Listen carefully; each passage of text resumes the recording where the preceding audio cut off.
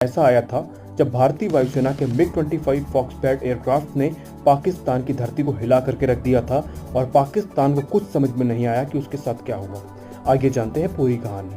आज से लगभग 24 साल पहले इंडियन एयरफोर्स के पास एक ऐसा एयरक्राफ्ट था जिसके टक्कर का ना तो पाकिस्तान के पास कोई एयरक्राफ्ट था और ना ही कोई ऐसी मिसाइल जो इस एयरक्राफ्ट को निशाना बना सके, और वो था भारत का MiG-25 फॉक्सबैट। ये एक ऐसा एयरक्राफ्ट था जिसके टक्कर का उस समय तक कोई भी पाकिस्तान के पास एयरक्राफ्ट नहीं था, और ये अब तक के सबसे तेज एयरक्राफ्ट जो भारत में ने खरीदे हैं उनमें से एक था। जी हाँ, ये एयरक्राफ्ट आवाज से 3 गुना तेज जा सकता था, और कुछ ऐसा ही पाकिस्तान के साथ हुआ था 27 मई को। यहाँ हम आपको बता दें कि 27 मई 1997 को पाकिस्तान के एयर स्पेस में अचानक तेज धमाकों की आवाज सुनाई दी, जिसके बाद पूरे पाकिस्तान में हड़कंप मच गया। पाकिस्तानी वायुसेना ने अपने जहाज़ों को स्क्रैम्बल किया, लेकिन उन्हें कुछ समझ में नहीं आया कि क्या हुआ। और इसी घटना का जिक्र करते हुए पाकिस्तान के एक जर्नलिस्ट अपने किताब में लिखते हैं कि 27 मई 1997 को जब आसमान में तेज धमाकों की आवाज़ सुनाई दी तो मैं घर के बाहर निकला। पूरे मोहल्ले में अफरा तफरी का माहौल था, अफवाहों का बाजार गर्म था। लोगों का कहना था कि परमाणु बम का परीक्षण किया गया, कुछ का ये मानना था कि धमाकों की आवाज़ है, लेकिन बाद में पता चला कि वहां पर भारतीय वायुसेना का एक जहाज था जिसने साउंड बैरियर को तोड़ा था।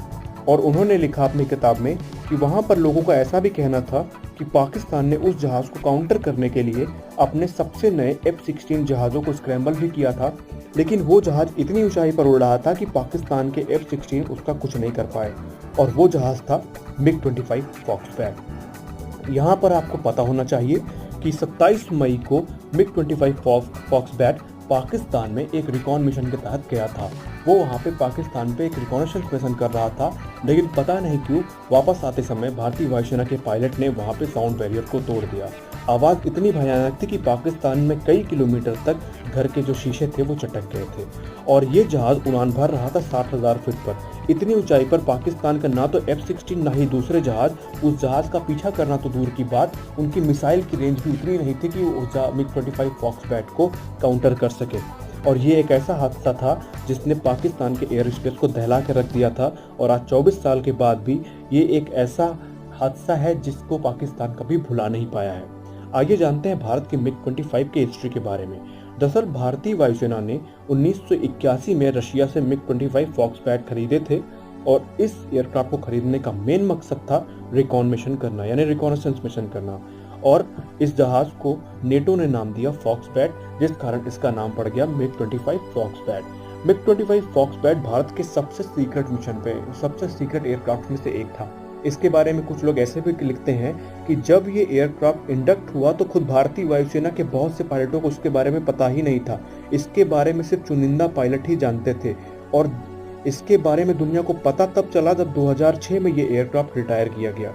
यानी कि ये भारत का सबसे सीक्रेट एयरक्राफ्ट में से एक था, और इस एयरक्राफ्ट को एक स्टैचू के जैसे लगाया गया था एयरबेस में, ताकि किसी को शक भी ना हो। लेकिन किसी को क्या पता था कि जिसे वो स्टैचू समझते हैं वो भारत का सबसे तेज एयरक्राफ्ट था, जिसकी रफ्तार 3000 किलोमीटर प्रति घंटे से भी ज्यादा थी। और अब सवाल ये उठता है कि जब ये एयरक्राफ्ट इतना ही अच्छा था तो इसे 2006 में समय से पहले ही रिटायर क्यों कर दिया गया। इसको रिटायर करने की सबसे बड़ी वजह थी इसकी मेंटेनेंस कॉस्ट। इसकी मेंटेनेंस कॉस्ट काफ़ी ज़्यादा थी अपने समय के हिसाब से, और इसके जो स्पेयर पार्ट्स थे उसकी सप्लाई में भी लेट हो रहा था। और 2006 आते आते भारत के पास ऐसे बहुत से अच्छे ऑप्शन थे रिकॉनेसेंस मिशन करने के या जासूसी मिशन करने के, जो MiG-25 से अच्छे कर सकते थे, जैसे वो सैटेलाइट्स हो गए या दूसरे एयरक्राफ्ट हो गए। तो इसी सिलसिले में भारत ने MiG-25 को रिटायर कर दिया। तो ये थी वो कहानी जब भारतीय वायुसेना ने पाकिस्तानी एयर स्पेस को दहला दिया था। आई होप आपको कहानी अच्छी लगी। अगर आपको वीडियो अच्छा लगा तो वीडियो को लाइक करिए, नए हैं तो चैनल को सब्सक्राइब करके हमें सपोर्ट करिए। Thanks for watching the video. Thank you so much. जय हिंद।